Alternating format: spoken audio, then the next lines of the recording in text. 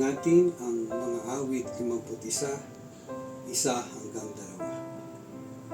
Ako'y kaawaan, o mahal kong Diyos, sang-ayon sa iyong kagandahang loob. Mga kasalanan ko'y iyong pawiin, ayon din sa iyong pag-ibig sa akin. Linisin mo sana ang aking karunihan at patawarin mo aking kasalanan. Tayo pong lahat ay manalangin.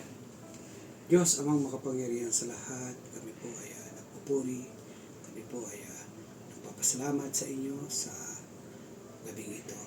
Ama, maraming salamat sa inyo sa biyaya ng buhay, sa biyaya na ito na ibinigay niyo po sa amin sa araw-araw. Ama, salamat po ng marami sa inyo sapagkat kami po ay inyong pinatawad sa aming mga kasalanan sa pamamagitan po ng aming pong Panginoong Jesucristo. Sa pamamagitan po ng biyaya na ibinigay ninyo. Ama, itinadalangin po namin sa inyo ang aming pong pananambahan sa gabing ito. Dalangin namin kayong siya manguna sa bawat isa. Dalangin namin ang aming mga kapatid na makakarinig ng inyong salita. Nawa ay kapulutan po nila ito ng mga aral na nagmumula sa inyo. Lord, ilalapit namin sa inyo ang mga tao na gagamitin nyo, ang aming tagapagsalita sa araw na ito. Kayo po ang siya manguna. Kayo po ang siya makita sa kanila po, sa kanyang mga imimensahe sa amin. Salamat na marami, Ama. Sa inyo po ang lahat ng papuri at salamat o aming Diyos. Ama, ang lahat ng ito po ay aming sinasamo at dinadalangin na may pasasalamat sa tanging pangalan lamang po ng aming Panginoong Hesus. Amen.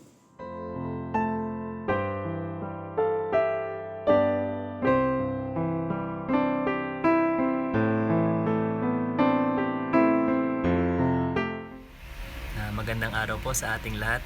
Ako po ay nagbabalik ng papuri at pasalamat po sa ating Panginoon dahil sa patuloy niyang pagbibless sa akin and pag-iingat niya po sa akin, lalong-lalo na po sa school po. Pag bumibiyahe po ako, kapag nagmamotor po papuntang school po, is lagi po talaga ako nagbe-pray and lagi niya po ang binibigyan ng guidance po and lagi po ang nakakarating ng safe papunta at pauwi po galing school. And nagpapasalamat din po ako sa ating Panginoon dahil po sa mga ministry po na patuloy ko pong kinukumit po sa kanya. Although hindi po ako nakapagsimba po ng Sunday dahil nga po mayroon po akong klase sa school po, pero thank God pa rin po dahil mayroon pong online worship po, and kahit man po hindi ko po napapanood yun ng live, is marireplay ko po siya and ayun po, nakakapagsimba po ako. And humingi rin po ng pasasalamat po sa ating Panginoon dahil dadating na po kasi yung thesis namin and malapit na po kaming mag-defense. And thank you kay Lord dahil patuloy niya pa rin akong binibigyan ng knowledge and wisdom pagdating po sa aming thesis, and hindi po ako nagkukulang sa financial po, and thank God po. Yun lamang po, and maraming salamat po.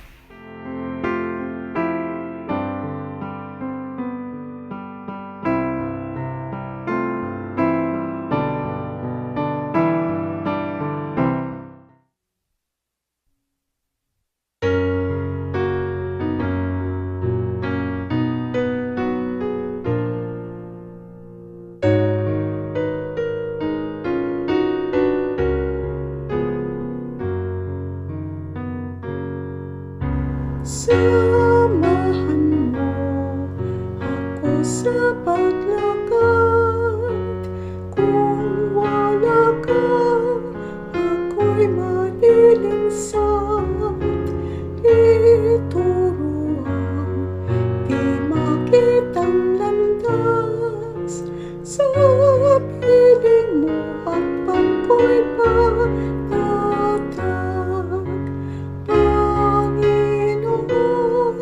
Kamay ko'y hawakan, ipadamang ako'y ilagay sa magalak na takbo ng buhay. Ay mahirap kung di ka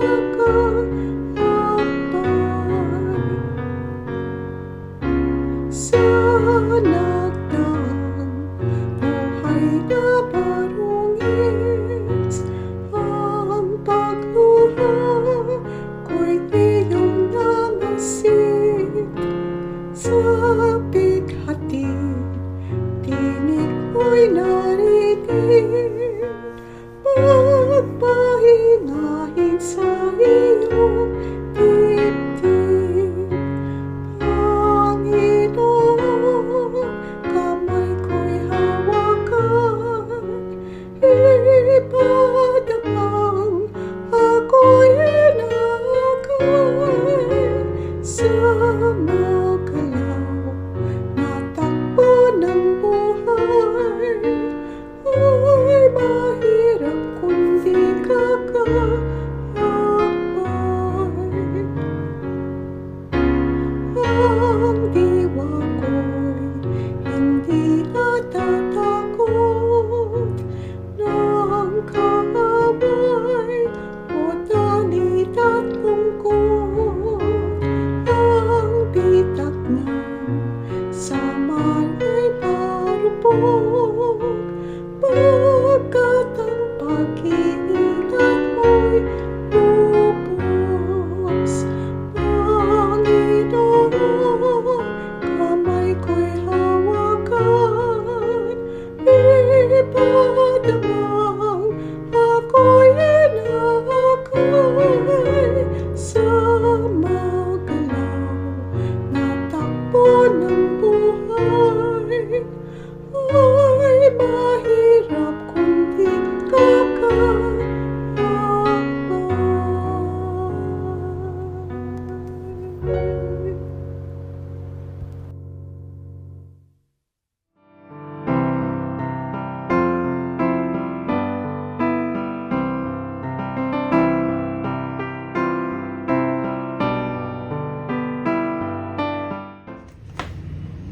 Magandang gabi po sa ating lahat.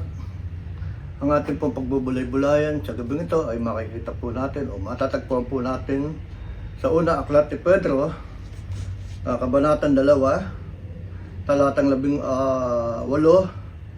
hanggang sa 25 na ganito po ang ating mababasa. Mga alipin, magpasakop kayo sa inyong mga amo at igalang niyo sila, hindi lamang ang mababait at mapagbigay, kundi pati ang malulupit. Sapagkat kapuri-puri ang nagtitiis ng parusa kahit walang kasalanan, bilang pagsang-ayon sa kalooban ng Diyos. May pagmamalaki ba ang matiis na parusa kung ito ay dahil sa paggawa ng masama? Hindi. Ngunit kung magtitiis kayo ng hirap sa kabila ng paggawa ninyo ng mabuti, pagpapalaki kayo ng Diyos. Ang pagtitiis ng hirap ay bahagi ng pagkatawag sa inyo ng Diyos, sapagkat ng si Kristo ay magtiis para sa inyo nang nag-iwan siya sa inyo ng isang halimbawa na dapat ninyong lubos na tularan. Hindi siya gumawa ng anumang kasalanan o nagsinungaling kailanman. Nang siya ay insultuhin, hindi siya gumanti ng insulto. Nang siya'y pahirapan, hindi siya nagbanta. Sa halip, ipinaubaya niya ang lahat sa Diyos na makatarungan kung humatol. Sa kanyang pagkamatay sa krus, pinasan niya ang ating mga kasalanan upang tayo'y mamatay na sa kasalanan at mamuhay ng ayon sa kalooban ng Diyos. Sa pamamagitan ng kanyang mga sugat, kayo'y pinagaling, sapagkat kayo ay tulad ng mga tupang naligaw, ngunit kayo'y nanumbalik na upang sumunod sa pastol at tagapangalaga ng inyong mga kaluluwa. Pagpalain nawa ng Panginoon ang pagkabasa ng kanyang banal na salita. Sinasabi po sa talatang 21, sapagkat dahil dito ay tinawag kayo, sapagkat si Kristo ay nagdusa para sa inyo, na nag-iwan sa inyo ng isang halimbawa upang kayo'y makasunod sa kanyang mga hakbang. Ang pagdurusa ni Kristo ay isang halimbawa sa atin dahil si Kristo ay nagdusa ng matuwid. Ang kawalang kasalanan ni Kristo. Sa talatang 22 ay tumutukoy po sa aklat na Isaiah, Kabanatang 53, talatang 9, Ito ay una sa 5 patukoy sa Isaiah 53. Sa 4 na talatang ito, maaari patunayan ni Pedro, ang kawalang kasalanan ni Kristo. Namuhay siya kasama ni Jesus sa loob ng 3 taon. Sa unang Pedro, kabanatang 5, talatang 1, tinawag niya ang kanyang sarili na saksi ng mga pagdurusa ni Kristo. Ngunit hindi siya nasisiyahan na purihin si Kristo sa kanyang sariling mga salita.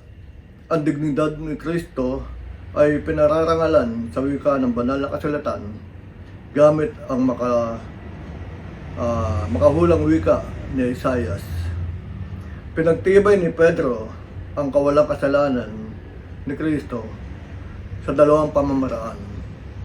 Ang una ay si Kristo ay walang kasalanan. Sa talatang 22 ay ating pong mababasa na wala siyang ginawang kasalanan. Ito ay pare-parehong patotoo ng banal na kasulatan. Marami po tayo mababasa sa ating banal na kasulatan na sumusuporta na si Kristo ay wala talagang kasalanan. Andiyan ang mababasa natin sa Juan 8:46. Tinanong ni Jesus, sino sa inyo ang mahatol sa akin ng kasalanan? Sa Mateo naman din po, sa 17 verse 5, sinabi ng Diyos, ito ang aking minamahal na anak, na lubos kong kinalulugdan. Sinabi din sa Mateo 26, verse 59 to 60, ngayon ang mga punong saserdote at ang buong Sanhedrin ay naghahanap ng mali patatao laban kay Jesus upang siya'y maipapatay. Ngunit wala sila masumpungan, bagamat may isang taong bulaan, saksi na humarap. Marami po na sa ating pong babasahin ng banal na kasulatan ay marami po tayong mababasa na nagpapatunay na ang ating Panginoong Jesus ay walang kasalanan. Si Kristo ay tapat. Sinasabi din sa talatang 22 na ninasumpungan man ang daya sa kanyang bibig. Ang pahayag na ito ay nagbubuklod sa pagiging perpekto ng ating Panginoong Jesus. Wala siyang ginawang kasalanan sa pag-uugali man o sa pananalita. Sinasabi ni Santiago sa kanyang kabanatang 3, talatang 2, at kung ang sino man ay hindi natitisod sa kanyang sinasabi, siya ay isang taong sakdal. Si Jesus ay isang perfectong tao. Siya ay banal at tapat. Ang ating Panginoong Jesus ay hindi sinungaling. Walang nakitang panloloko sa kanyang bibig. May isa pang paraan upang tignan natin ang talatang ito. Sabi nga, si Jesus ay inosente sa pag-uugali at pananalita. Ang ating Panginoon Jesus ay inosente sa panlabas at panloob. Ang nilalaman ng inyong pananalita ay nagpapakita ng kalagayan ng inyong puso. Sinasabi sa Mateo 12, talatang 34, sapagkat sa kasaganaan ng puso ay nagsasalita ang bibig, walang panlilinlang na matatagpuan sa bibig ni Kristo. Sapagkat walang panlilinlang na matatagpuan sa puso ng ating Panginoon Jesus. Ang natagpuan ay nagpapahiwatig lamang na sila ay naghahanap ang kawalang kasalanan ng ating Panginoon Jesus ay tumatayo sa pagsubok ng pagsisiyasat ng kasaysayan. Sa susunod talata po, sa talatang 23, ay makikita po natin dito ay ang pagsuko ng ating Panginoon ay umabot sa punto ng tekstong ito ng pagka-inosente ng ating Panginoon Jesus ay dumanas ng kawalang katarungan. Iniisip mo yan sa susunod na mararamdaman mong minamaltrato ka. Maaaring magdusa ka ng hindi makatarungan sa inyong kasalukuyang sitwasyon. Ngunit may mga bagay na nagawa mong mali na hindi mo nararanasan ang mga kahinatnan nito. Lahat tayo ay magiging mas mahusay kaysa sa nararapat. Ngunit nagdusa si Jesus kahit na hindi siya nagkasala sa Diyos o sa tao man. Kung patas lamang po ang buhay, hindi sana namatay ang ating Panginoon Jesus sa krus. Ngunit tinis niya ang pagdurusang ito na walang paghiganti. Sa magkatulad na mga pahayag, sinabi sa atin ng talatang 23 kung ano ang hindi ginawa ni Kristo. Una ay nang siya ay nilapastangan, hindi siya nanlait bilang kapalit. Ang pagmumura ay tumutukol sa mapait, marahas, at mapang-insulto mga salita. Si Jesus ay dumanas ng pananalitang pang-aabuso mula sa mga leader ng reliyon, mga sundalong Romano at mga nanunuya. Ganun pa man, hindi po gumanti ang ating Panginoon bilang kapalit. Nagdusa siya sa marangal na katahimikan, gayon din nang siya ay magdusa, hindi siya nagbanta. Ang ating Panginoon Jesus ay dumanas ng pasalita at physical na pang-aabuso. Ano nga ba itong physical na pang-aabuso? Alam po natin na yung paghihirap ng ating Panginoon Jesus nung siya ay pinapalo ng mga pamalo o hinahampas ng mga latigo, nilagyan pa ng koronang tinik ang kanyang ulo at pinilit siyang pasanin ang kanyang krus pataas doon sa Golgotha at pagkatapos ay pinako siya sa krus. Maaari po niya itong ipatigil, ngunit hindi niya ito ginawa. Hindi gumanti ang ating Panginoon Jesus. Sinabi ng Isaiah, kabanatang 53, talatang 7, siya ay mapighati, at siya ay mapighati, ganun man, hindi niya binuka ang kanyang bibig, gaya ng kordero na dinala sa katayan, o sa patayan, at gaya ng mga tupa na tahimik sa harap ng mga manggugupit nito. Gayun din, hindi niya binuka ang kanyang bibig.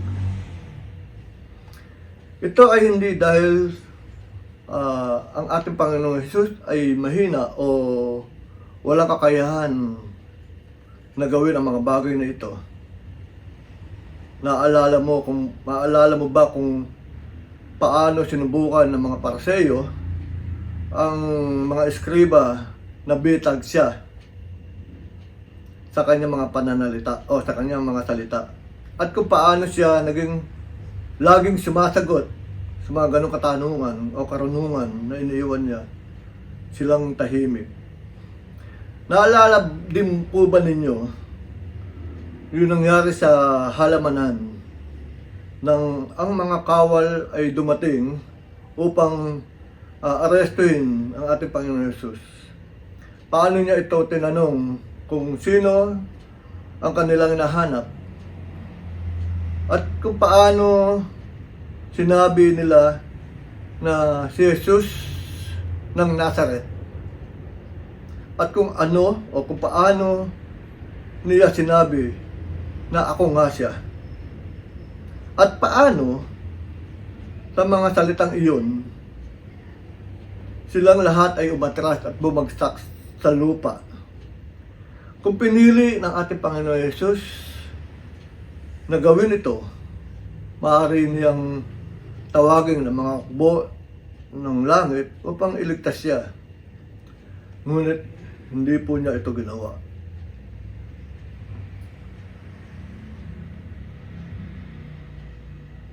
Sa harap ng pag-api at kapigatian, hindi niya ibinuka ang kanyang bibig habang siya ay nakabitin doon sa krus at nilalapastangan at tinutuya.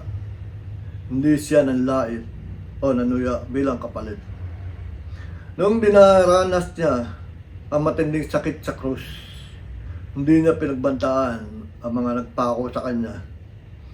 Siya ang Diyos na nagkatawang tao, nawasak sana ang lahat ng kanyang nawasak sana niya ang lahat ng kanyang mga mamamatay tao. Sa isang salita lamang, tapos ang mga umaapi sa kanya. Nawasak sana nila, nawasak sana niya ang lahat ng kanyang maalipusta sa kanya. Bilang ang nakakaalam ng lahat na Kristo, maaari niyang ipahiya silang lahat sa publiko sa pamamagitan ng pagpapahayag ng lahat ng kanilang mga kasalanan at mga personal na kabiguan sa publiko. Paglalantad sa kanilang mga kakilabot na kahihiyan, ngunit hindi niya po ito ginawa. Sa halip, gaya ng sinasabi sa atin ni Pedro, binigay niya ang kanyang sarili sa kanya na mahatol na matuwid. Alam niya na ang Diyos na kanyang Ama, ang matuwid na hukom, ay minamaliit ang kanyang sitwasyon. At sa tamang panahon, ay pagbabawal ang kanyang pangalan. Hindi niya kailangan subukan ipagtanggol ang kanyang sarili. Alam niya na magagawa niya. Alam niya na magagawa yon ng kanyang Ama sa kanyang takdang panahon. Kahit na ito ay hindi hanggang sa makalangit na kaluwalhatian. Kaya po ng sinasabi ng Isaias sa kabanatang 50, talatang 7, sapagkat tutulungan ako ng Panginoon Diyos, kaya't hindi ako mapapahiya, kaya't inilagay ko ang aking muka na parang bato, at alam ko, hindi ako mapapahiya. At sa sarili natin mga panahon ng pagdurusa, dapat nating ialay ang ating buhay sa Kanya at sundan ang Kanyang halimbawa sa sarili nating karanasan. Tayo ay tinawag na tularan ng Kanyang pasensya o Kanyang pasensya. Hindi sumasagot ng masama sa masama o paninirang puri sa paninirang puri. Kapag tinawag na sumagot para sa ating sarili, gagawin natin ito ng tapat at wala tayong dapat ikatakot sa paggawa nito kung tayo ay lumalakad sa banal na paraan tulad ng ginawa ng ating Panginoon. Ngunit kapag tayo ay inakusahan ng di makatarungan o sinisiraan ng mali, hindi natin kailangan subukan bigyang katuwiran ang ating sarili.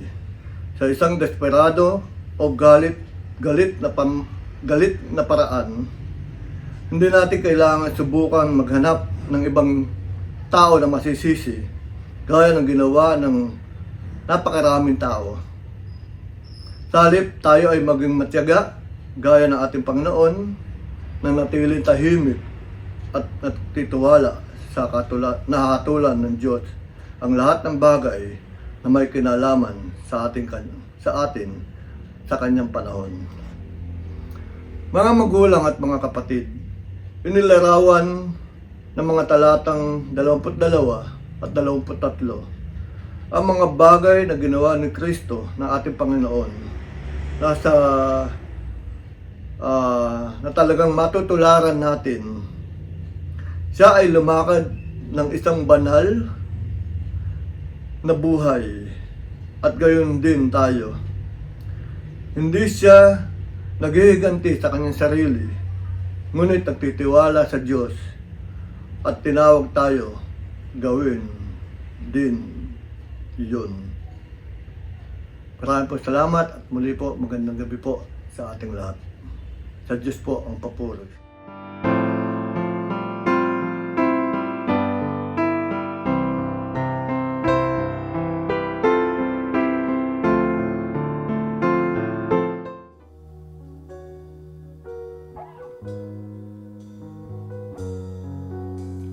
Thousand generations falling down in worship, sing the song of ages to the Lamb.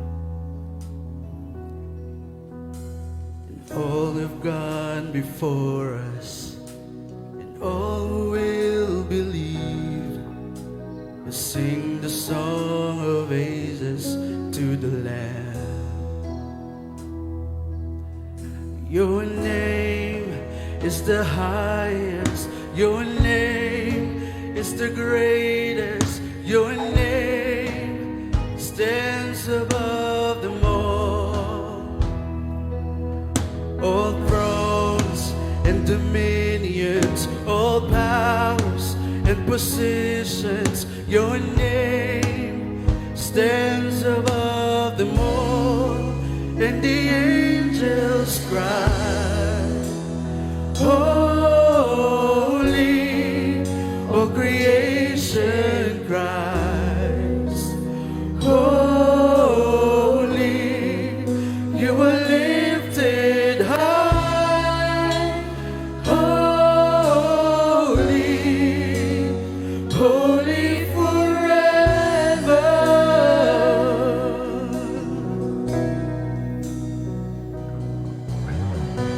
You've been forgiven, if you've been redeemed, sing the song forever to the Lamb.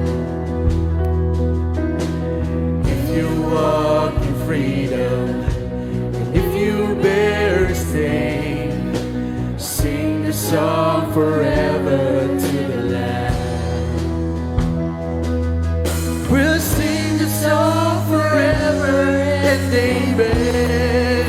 All the angels cry, holy, all creation cries, holy, you are lifted high, holy, holy forever.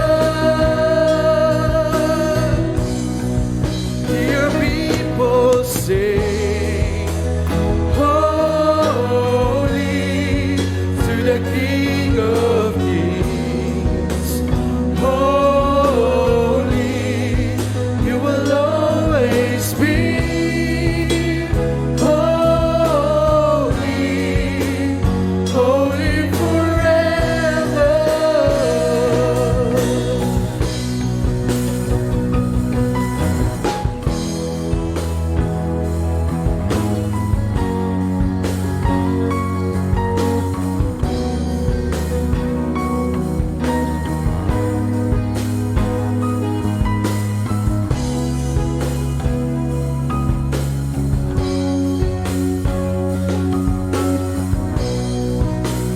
Patuloy po natin taas ang ating makatinig sa ating Panginoon.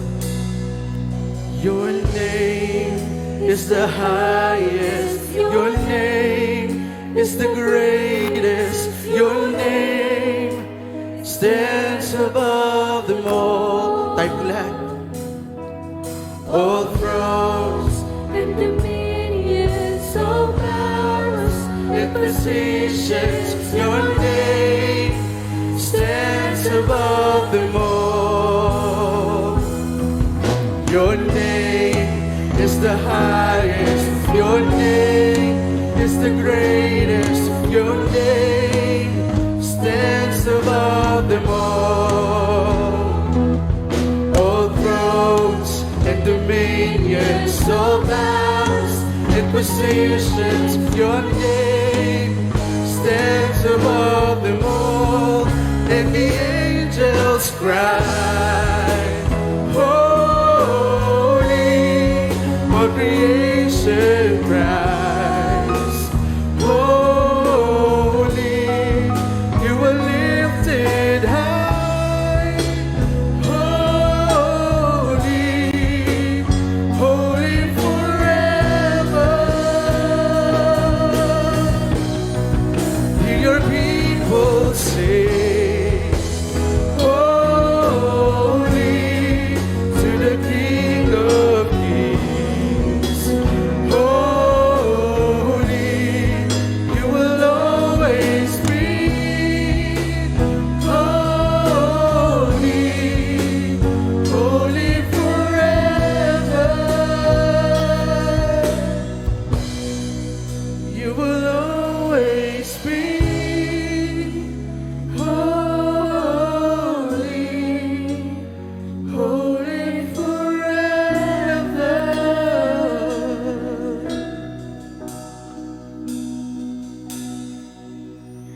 Holy, holy, holy,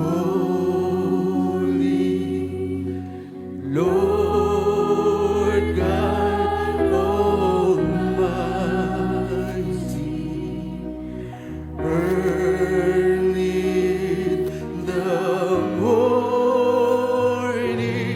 my soul shall rise to thee.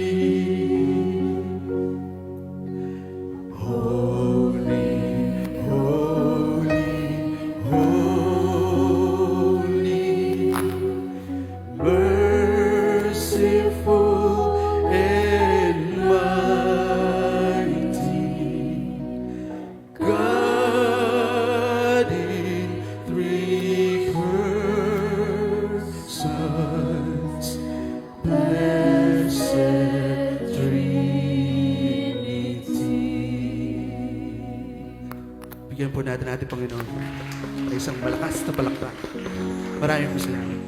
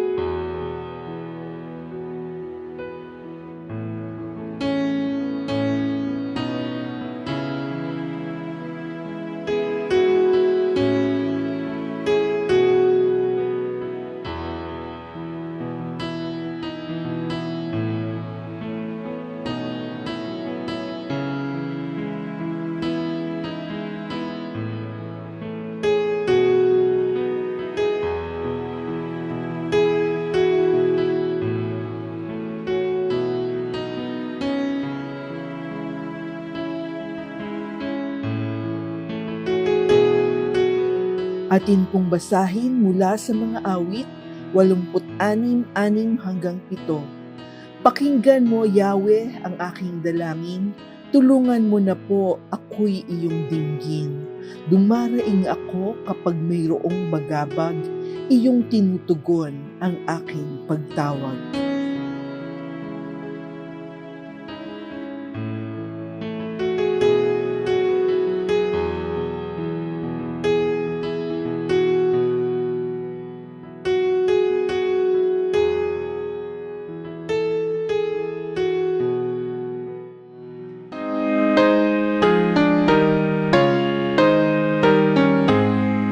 Ang ama'y papurihan, Anak, Espiritong Banal, ng mga taong nilalang at ng tanang sanlangitan.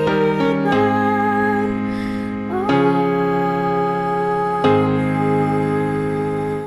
Panginoon, patuloy po kaming sumasamba po sa iyo at nagpapasalamat, nagpupuri po sa iyo sa pagkakataon na ibinigay mo sa bawat isang anak mo, Panginoon. Hayaan mo na patuloy kaming magbigay ng panahon aming mga sarili at sa ganitong mga pagkakataon, kami ay nakapaglilingkod po sa iyo, Panginoon. Maraming salamat sa anak mo na ginamit at nagdala ng iyong mensahe, Panginoon. Pagpalain mo siya, Panginoon. At sa pagkakataong ito, sa pamamagitan ng pagtataas ng iyong abang lingkod, igawad mo, Ama, ang iyong makapangyarihang bendisyon. Ang biyaya ng ating Panginoon sa Kristo, ang pag-ibig ng Ama, ang pakikipisan ng banal na Espiritu, ang siya na mag-ingat at magampon sa atin mula ngayon at magpakailan-kailanman. Amen.